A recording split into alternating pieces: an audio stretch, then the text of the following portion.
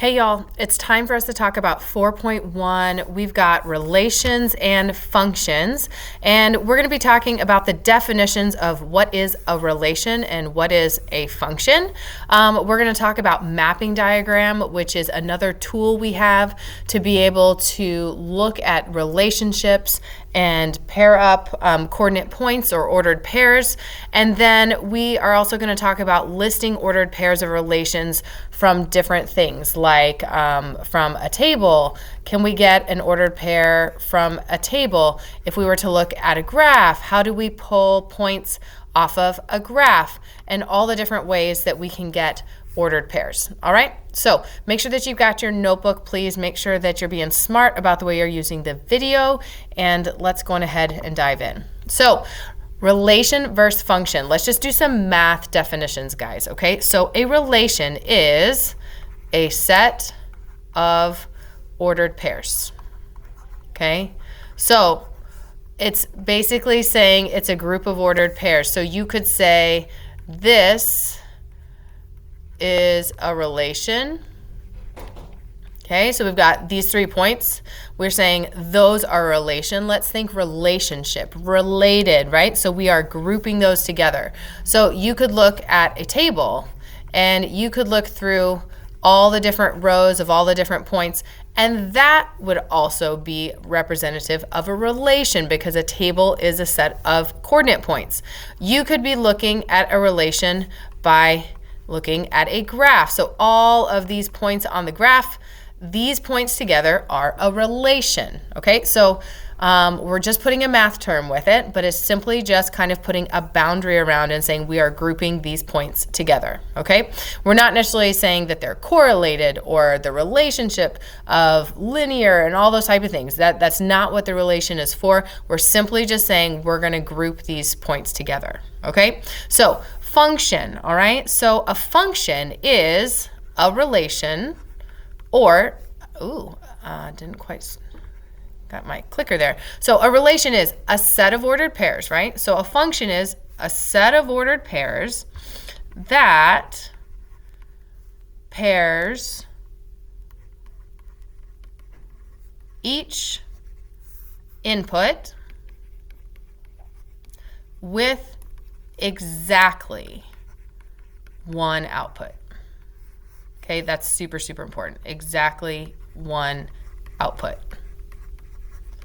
All right, so again, relation, a set of ordered pairs, okay, that pairs each input. So when we think input, we're thinking X, okay? When we see output, we're thinking Y, okay? So input with exactly one output. So example, if I have the coordinate point 1, 2, 1 is my input and 2 is my output. So we're saying this 1 is always paired with this 2. So if inside the relation there were a few other points and there was another point with an input of 1 but a different output, meaning I pushed the button on the vending machine and one time I got Dr. Pepper and the other time I got Sprite, this would not be a function because we're looking at these inputs here, okay? This is where we're looking to make sure that this input is paired with only one output. All right, we're going to talk a little bit more about answering the question of whether it's a function or not, but this hopefully helps you understand how to apply this definition. When we're talking about exactly one, this is not exactly one because the 1 for the input has 2 outputs. All right, if you need to pause the video, go ahead and do so. Make sure that you're filling out your notebook with your notes. Again, you can pause whenever you want. All right. So mapping diagram, all right? So we have talked about, when we've been talking about equations, we have ordered pairs, which are X and Y. We've got tables, right, where we can look at them. And of course, the tables could also go horizontal. And we've also got graphs, and that's really what we focused on when we were talking about equations.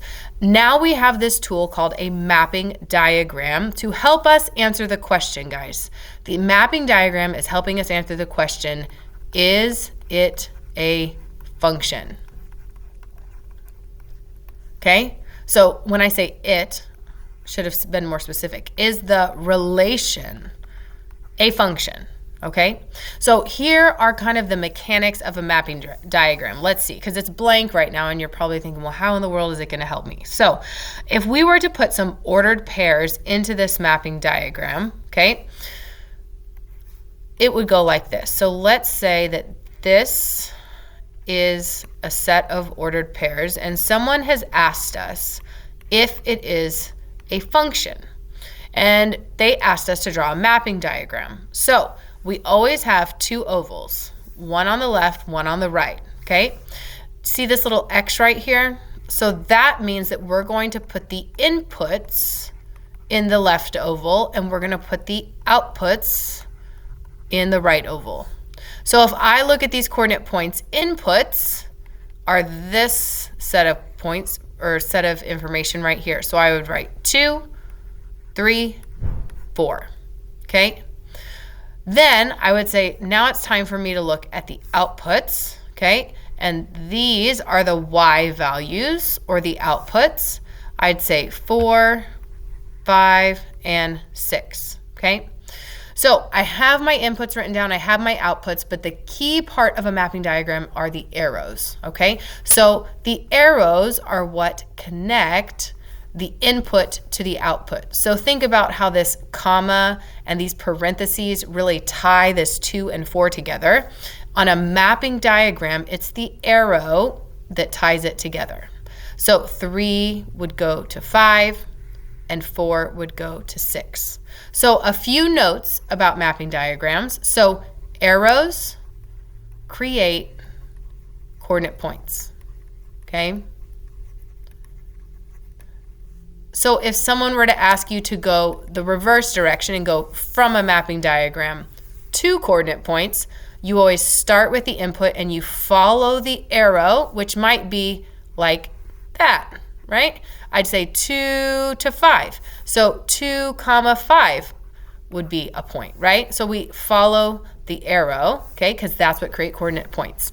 The other is that we will have no repeats in the ovals, meaning that, do you see how there's a 2 and a 2? And instead of writing another 2 down here and writing another 5 here, okay, I simply used the 2 I had already written down from this coordinate point, and I used the 5 that I had already written down from this coordinate point, and I simply used an arrow to connect them instead of doing this, okay? So we would not draw the 2 and the 5. We would erase those, okay? Because when I go all the way down the inputs, I only want to see each number once. And if I would have left that 2 right here, well, 2 and 2, that's a repeat, okay? And we don't want to have repeats because it takes away our ability to really use this mapping diagram to say, is it a function, okay? So the way we check if it's a function, okay, is we look at the arrows, okay, to determine if it's a function. Yes or no. So what I want you to draw your eyes to are just the inputs, because the definition of a function is every input has exactly one output. And if you basically cut your vision to look just here, okay, and you go down and you say 2, does it have one arrow or more than one arrow? It has 2 arrows, which means it has one output, 2 outputs, which means it is not a function, okay? You could keep going down. Let's say that one had just had 1 arrow. You would keep going down and making sure that every input only had 1 arrow coming off of it. And that's how you would use a mapping diagram to quickly identify if it was a function or not. All right, so go ahead and pause the video if you need to take some more notes, annotate a few things, whatever it is that you need. So let's talk relation versus function, okay? In terms of relations, just a group of ordered pairs, but a function is meeting that definition of, does each input have exactly one output. Let's have a conversation about how we would go from all the different things that we've talked about, okay? So the new thing that we have learned is this mapping diagram, right? This is our new skill, okay? But we know how to write ordered pairs, tables, and graphs, but now we need to know how to go from all of them to each other. So for example, from a mapping diagram, how could I write a list of ordered pairs? Well, this is the inputs over here, inputs, right? And this is the outputs.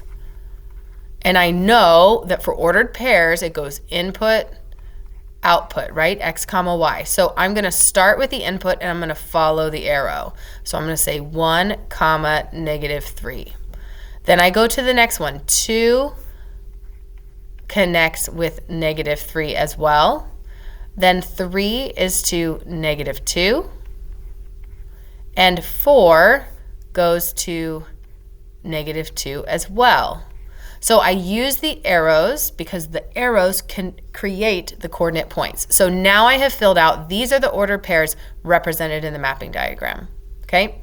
So once I do the ordered pairs, I could now take these and put them into the table, or I could just do the same thing from the mapping diagram. I say 1 connects with -3, 2 connects with -3, 3 connects with -2, and 4 connects with -2. All right? So then I could check. Usually ordered pairs and table of values might line up really well, so that's a great kind of gut check that you were able to get all of them translated over well. And so now we need to be able to graph. So again, we could look at the table of values or the ordered pairs. I would encourage you to graph from either ordered pairs or table of values. I think that's easier than mapping diagram. Sometimes reading the arrow and then not actually writing down the coordinate point, we can make errors on the graph, okay? But I'm gonna use this table of values. So X means I go over 1, and I go down 3. So over 1, 1, 2, 3, down 3. I'm gonna go over 2, down 3, okay? And then I'm gonna go over 3, down 2. And then I'm gonna go over 4, down 2, and I have graphed these points, okay? So when we were working on equations, we were really trying to draw straight lines, right? We had linear equations. Right now, we're not worried about whether something is linear, non-linear. We're not connecting points, okay, at the moment. We're just trying to take information from one format and put it into the other. So the question now is this relation a function, okay? Because a group of ordered pairs, right, is definitely a relation, but is it a function? Okay, so if we were to look here at our inputs, do we have any repeats? No, we have our mapping diagram, right? Now let's look at the arrows. Is there one arrow off of every single one? One arrow, one arrow, one arrow, one arrow. Okay, so I would say yes, it is a function. Okay, you could also look here at the inputs on the ordered pairs and say, no repeats of inputs, okay? I do not mind that they are going to the same output because the definition says I'm worried about what the inputs are doing, not what the outputs are doing. So this is okay. I'm only worried about one arrow coming off of each of those, all right? So hopefully this kind of helps you figure out how do we go from one to the other with relations and functions. So we're going to keep working with this and practice this and also get into kind of the word problems and get into function rules. But I hope that this has helped you figure out how to go from one to the other and help you with your practice. So if you've got questions, remember to ask me in class, pause the video, go back, fill out your notes, all the things, and I'll see you in the next video. Bye.